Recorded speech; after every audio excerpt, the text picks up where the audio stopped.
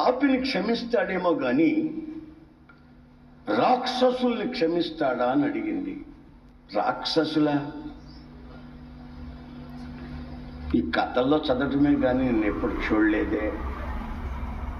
అయ్యా, నేను ఒక రాక్షసుడయ్యా. నేను కానుపులు చేస్తుంటాను. కానుపులు చేస్తుంటానయ్యా. నన్ను అందరూ తీసుకెళ్తుంటారు, కానుపులు చేయమంటారు.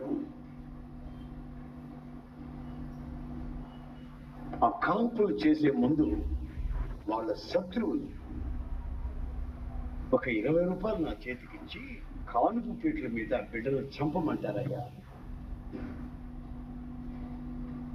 ఇంచుమించుగా ఒక 70 మంది పిల్లల్ని ఈ నా చేతులతో కానుపు పీటల మీద గొంతు పిసికి చంపేశానయ్యా. వాళ్ళ కళ్ళు కూడా బయటకు వచ్చి, నాలుగు బయటకు వచ్చిందయ్యా. పసి పిల్లలు. అయ్యా, నేను రాక్షసుని, నన్ను కూడా క్షమిస్తాడా? చాలా మంది చాలా బాబులు చెప్తుంటారు, ఇవంతా ఇలా చెప్తుంటారులే అనుకుని నేను ఎప్పుడు దేవుని వైపు తిరగాలని కానీ, ప్రార్థన వైపు తిరగాలని కానీ, యేసయ్యను దేవుడిగా అంగీకరించాలని కానీ అనుకున్న దాన్ని కాను. ఎందుకో 2 రోజుల నుంచి సభలకు వస్తున్నాను,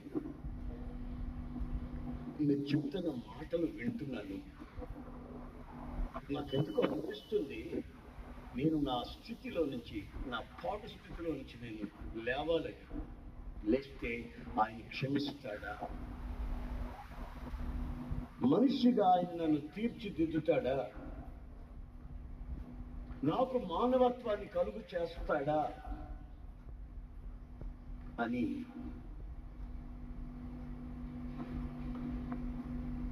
తల్లడిల్లిపోతూ ఏడ్చింది.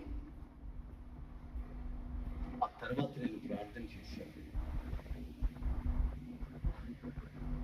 ప్రార్థన చేసిన తర్వాత ఆమెలో ఒక నెమ్మది కలిగింది.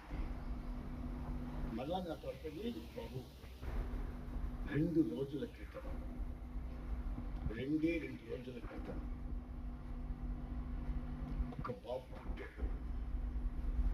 వాళ్ళోళ్ళు నాకు 50 రూపాయలు వచ్చారు. వాడి బంధువు మగ పిల్లడు పుట్టాడు.